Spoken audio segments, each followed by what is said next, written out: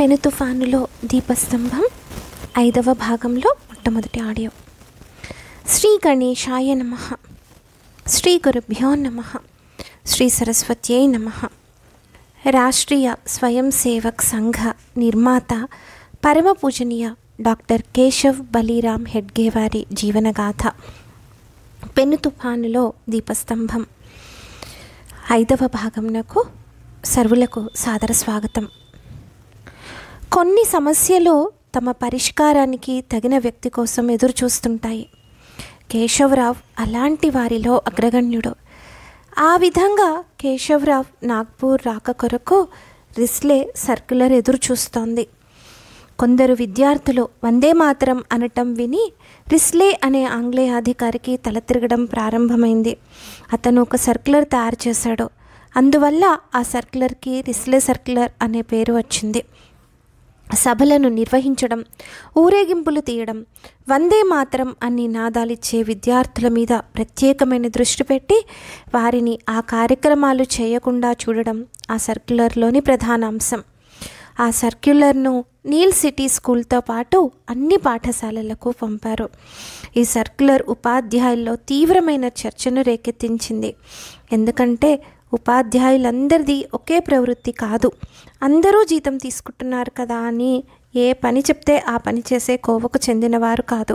వారిలో తీవ్రమైన జాతీయ భావాలు కల వర్జులవార్, సోమన్, బాకరే లాంటి వారు కూడా ఉన్నారు.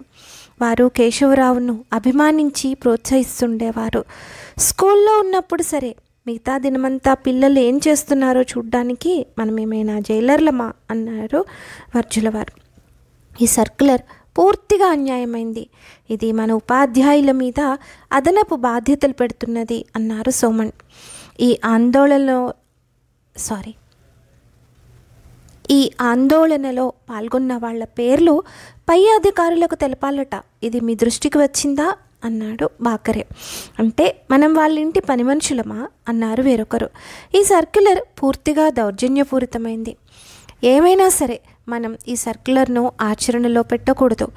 ఒకవైపున మరాఠా రాజ్యం ఎలా పతనమైందో పిల్లలకు మనం చెప్పాలి. మరొక వైపు గొర్రెల్లాగా ఆంగ్లేయులు ఏం చేయమంటే చేయమని విద్యార్థులకు చెప్పాలి. చీచి, ఇది సాధ్యం కాని పని. మనం ఒక పని చేద్దాం. విద్యార్థులకు ఇలాంటి ఉత్తర్వులు వచ్చాయి అని చెప్తాం. దాంతో మన బాధ్యత అయిపోతుంది. ఈ విధంగా మనం చేస్తే పని అయిపోతుందా? ఇలా సాగింది వారి చర్చ. అంతలో వర్జులవార్ అన్నారు, నాకు ఒకటి అనిపిస్తున్నది. మనం అందరికీ చెప్పే కంటే కేవలం కేశవ్ హెడ్గే వార్కు చెప్దాం. అతను అందరికంటే యోగ్యుడు. ఎందుకంటే అతను విద్యార్థి నాయకుడు. ఇది చాలా బాగుంది అన్నారు సోమన్. స్కూల్ ప్యూనును పిలిచి కేశవ్ను ఉపాధ్యాయుల గదికి పిలిచారని చెప్పి తీసుకురా అని పంపారు. అప్పుడు కేశవ్ వయసు 19 సంవత్సరాలు. ఆరోగ్యవంతుడు, నిర్భయుడైన కేశవ్ టీవీగా ఆ గదిలోకి వచ్చారు. అది చూసి అందరూ ఆశ్చర్యచకితులైనారు. వర్జులవారు అన్నారు, ఏరా కేశవ, ఈ స్టూల్ మీద కూర్చో. లేదు నేను నిలబడే ఉంటానండి అన్నాడు కేశవ్. కూర్చోరా కూర్చో, నేను ఒక పని మీద పిలిచాము. కుర్చీని పక్కకు లాక్కొని దాని మీద కేశవ్ కూర్చున్నాడు. చెప్పండి సార్, నన్ను ఒక్కడనే ఎందుకు పిలిపించారు? కేశవ, ఒక సున్నితమైన విషయం ఉంది. నలుగురితో చెప్పే ముందు నీతో మాట్లాడదామని పిలిచాము. రాంపాయిలీలో నీవు చేసిన ఘనకార్యం మా దాకా వచ్చింది. సార్, ఆ విషయంలో నన్ను శిక్షిస్తారా ఏమిటి అన్నాడు కేశవ్. అదేం కాదోయ్, ఒక సర్క్యులర్ స్కూల్కి వచ్చింది. అది అందరికీ చూపించే ముందు నీకు చూపిద్దామని నిన్ను పిలిపించాము. కేశవ్ సర్క్యులర్ కాపీని చేతిలోకి తీసుకున్నాడు. చదివిన తర్వాత అతని ముఖం ఎరుపెక్కింది. తీవ్రమైన స్వరంతో, ఈ సర్క్యులర్ విషయంలో మీరేం నిర్ణయం తీసుకున్నారు సార్? ఈ సర్క్యులర్ మీరు నిష్ఠతో అమలు చేయాలనుకుంటున్నారా అన్నాడు కేశవరావు. కోపగించబో కేశవ్, మేము విద్యాశాఖ ఉద్యోగులం. ఈ విషయంలో మేమేం చేయాలో నీవు చెప్తావని ఎదురు చూస్తున్నామన్నారు.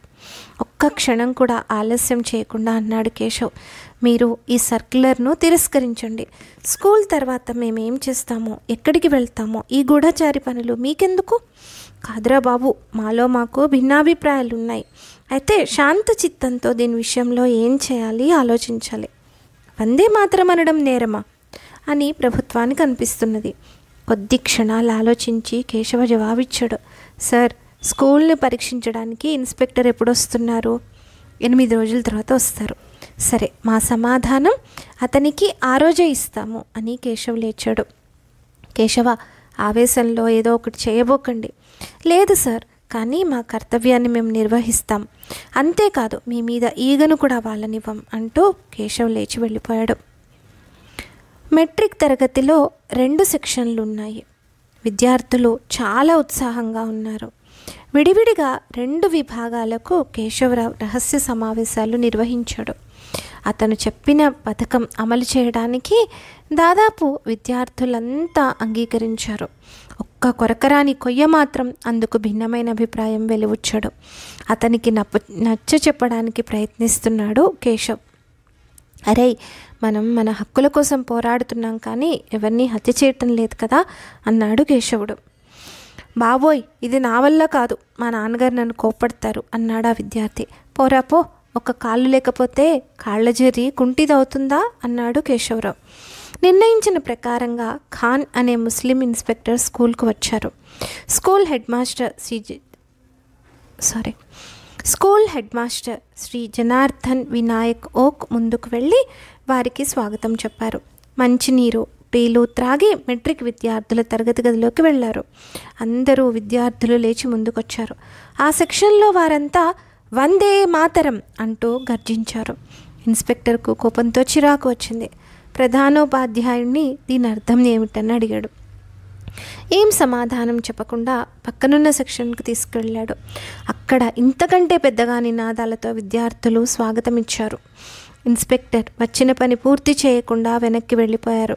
వెళుతూ ఖాన్ ప్రధానోపాధ్యాయుడితో అన్నాడు, ఇప్పుడు జరిగిన దానికి మీరు భారీగా మూల్యం చెల్లించవస్తుందని గుర్తుంచుకోండి. దానికి హెడ్ మాస్టర్ స్పందిస్తూ, వద్దు సార్, దీనికి బాధ్యులైన వారెవరో నేను ఆరా తీస్తాను. ఈరోజు జరిగిన సంఘటనకు నేను స్కూల్ తరపున క్షమాపణ కోరుకుంటున్నాను అని.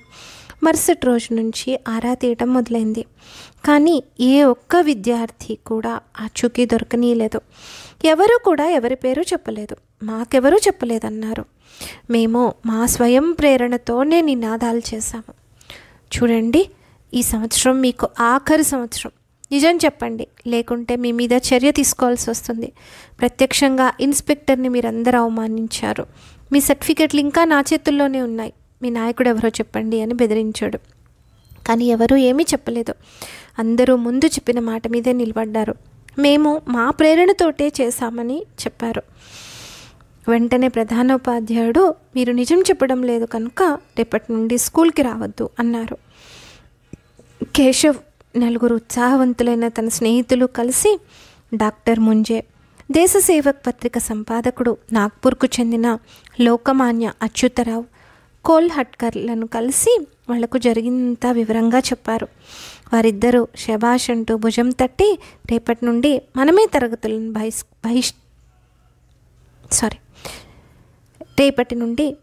తరగతులను బహిష్కరిస్తాము అన్నారు. అంటే ఒక్క విద్యార్థిని కూడా స్కూల్కి పోనివ్వకూడదు. దానికి మేము స్కూల్ చుట్టూ నిలబడాలా? అవును, పికెటింగ్ చేయాలి. మీరు నిర్భయంగా ఇది చేయండి, మేము మీ వెనకాల ఉంటాం. విద్యార్థులు ఇది చేశారు.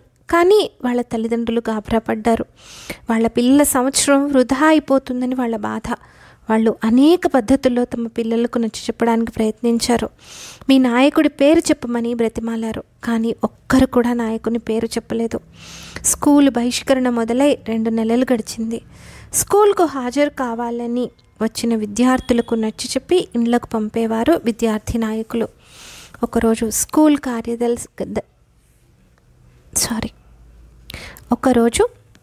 స్కూలు కార్యదర్శి శ్రీ బిపిన్ కృష్ణ బసు స్వయంగా స్కూల్కి వచ్చారు. చాలామంది పిల్లలు వారిని చుట్టుముట్టారు. బిగ్గరగా వందే మాతరం అంటూ నినాదాలు చేశారు. ఎలాగోలా వాళ్లకు నచ్చ చెప్పి ఆయన లోపలికి వెళ్ళి ప్రధానోపాధ్యాయునితో కలిశారు. ఎలాగో స్కూల్ తెరవాలి, లేకుంటే ప్రభుత్వం నుండి స్కూల్కి వచ్చే గ్రాంట్ ఆగిపోతుంది అన్నారు బస్సు. ఇది నిజమే, కానీ పిల్లలు ఏం చెప్పడానికి సిద్ధంగా లేరు. చపరాసిని పంపి కొంతమంది పిల్లల్ని పిలిపించండి అన్నారు. విద్యార్థులు కొందరు వచ్చారు. మీరు మిమ్మల్ని ప్రోత్సహించింది ఎవరో చెప్పడానికి సిద్ధంగా లేరు కదా అన్నారు బస్సు. అవును అన్నారు అందరూ ముక్త కంఠంతో. సరే, మీ పాఠశాలను మూసివేయాలా? దీనికి పిల్లల దగ్గర జవాబు లేదు. మీరు డిప్యూటీ ఇన్స్పెక్టర్ను అవమానించారు. ఈ తప్పు మీ వల్ల జరిగింది. సరే, మీరు నోట్తో ఏం చెప్పకండి. తప్పు చేశారా అంటే అవునంటూ తలూపితే చాలు, మీకు స్కూల్లోకి ప్రవేశం దొరుకుతుంది. పిల్లలు అన్నారు, ఇంతకు మించి మేమేమీ చేయము. ఏమీ చేయొద్దు. ప్రధానోపాధ్యాయుడు స్కూల్ గేట్ వద్ద నిలబడి ఒక్కొక్కరిని అడిగాడు, తప్పు చేశావా? పిల్లలు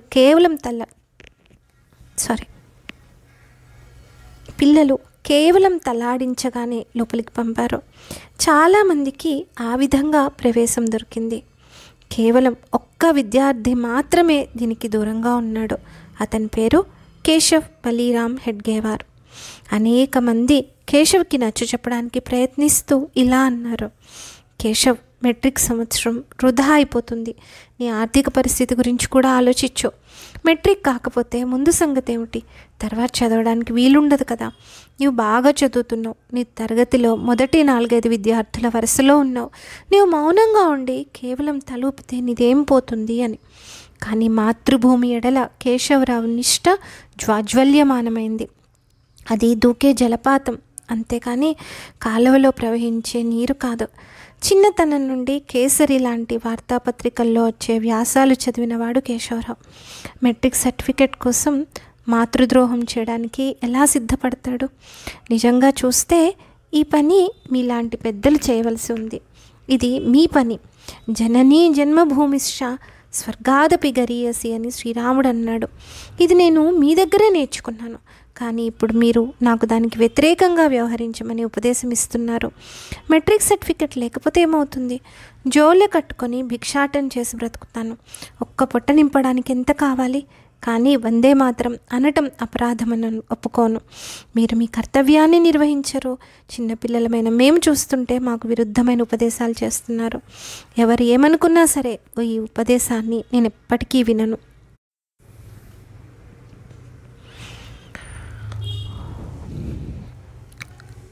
పెను తుఫానులో దీపస్తంభం 5వ భాగంలో 2వ ఆడియో. అరే, మరి చదువు విషయం ఏమిటి? ఎలాగోలా అవుతుంది. ఇతని దృఢ నిశ్చయం వెనుక డాక్టర్ ముంజే ఉక్కు స్తంభంలా బలంగా నిలబడ్డాడు. అనేకసార్లు కేశవరావుకి భోజనం తన ఇంట్లోనే ఏర్పాటు చేశాడు. నేను సంపాదించినంత కేవలం నా కోసమే కాదు, నీవు నా కుటుంబంలో ఒకడివే అనుకుంటాను అనేవారు డాక్టర్ ముంజే. కానీ తన బరువు బాధ్యతలను డాక్టర్ ముంజే మీద వదిలిపెట్టడం కేశవరావుకి ఇష్టం ఉండేది కాదు. అందువల్ల అతను వెంటనే లేచి రాంపైలీలో ఉన్న పినతండ్రి ఆబాజీ హెడ్గేవార్ దగ్గరకు వెళ్ళారు. జరిగిన విషయాలన్నీ ఆబాజీకి ఇదివరకే తెలిసాయి. ఇప్పుడు స్వయంగా కేశవరావు ద్వారా జరిగిన విషయాలన్నీ వివరంగా విని ఆబాజీ చాలా సంతోషించారు. భార్యను పిలిచి ఈరోజు బొబ్బట్లు చేయమని పురమాయించారు. కేశవ, దేశభక్తిని గురించి ఉపన్యాసాలు ఇవ్వడం చాలా తేలిక, కానీ నమ్మిన సిద్ధాంతం కోసం కష్టాలను సహించడం తేలికైన విషయం కాదు. నీవు హెడ్గేవార్ వంశ ప్రతిష్టలను ఆకాశమంత ఎత్తుకు తీసుకువెళ్ళావు.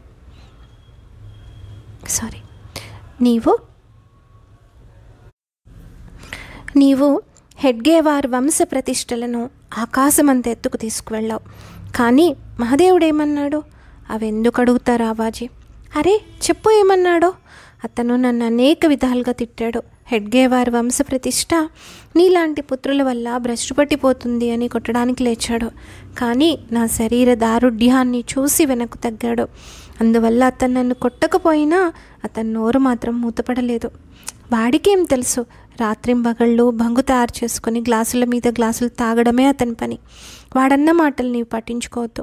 నీల్ సిటీ హై స్కూల్ మట్టిలో కొట్టుకుపోని, అదొక్కటే స్కూలా? రేపు యవత్మాల్ నుండి ప్రఖ్యాత ఉపన్యాసకుడు మాధవరావు అనే వస్తున్నారు.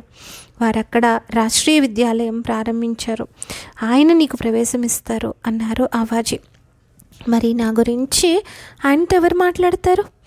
దేశభక్తుడైన నీలాంటి శూరుడికి ఆ స్కూల్లో ప్రవేశం ఇవ్వకపోతే ఆ స్కూల్కి రాష్ట్రీయ అని పేరెందుకు పెట్టారు? మరునాడు ఉపన్యాసం ఇవ్వడానికి డాక్టర్ మాధవరావు శ్రీహరి అనే రాంపైలి వచ్చారు. కార్యక్రమం పూర్తయిన తర్వాత వీరిద్దరూ వారిని కలిశారు. పరిచయాల తర్వాత మాధవరావు అన్నారు, ఇతనేనా ఆ బాలుడు? అరే బహదూర్, మంచి పేరు సంపాదించావు. వందే మాతరం కోసం బాగా పోరాడావు. నీల్ సిటీ స్కూల్ నుండి బహిష్కరింపబడ్డాడు. పోతే పోయింది, నీవు మా స్కూల్కి రా, నువ్వు మా స్కూల్కి వస్తే మా స్కూల్ గౌరవం పెరుగుతుంది అన్నారు డాక్టర్. అయితే ఇది పక్కాయేనా? అవునండి. మరి ఇతను ఎక్కడ ఉంటాడు అన్నారు ఆబాజీ. ఏమిరా ఇంట్లో ఇలాంటి శూరుడైన పిల్లవానికి స్థలం ఇవ్వరా ఏమిటి? ఉండే విషయం, భోజనం విషయం గురించి నీవు ఆలోచించవద్దు, అతన్ని వెంటనే యవత్మాల్ పంపే అన్నారు. సంతోషంగా కేశవరావు నాగ్పూర్ తిరిగి వచ్చాడు. డాక్టర్ ముంజేను కలిశారు. వారు డాక్టర్ అనే గారి పేరు మీద ఒక ఉత్తరాన్ని ఇచ్చారు. దాన్ని తీసుకొని కేశవరావు యవత్మాల్కు బయలుదేరారు.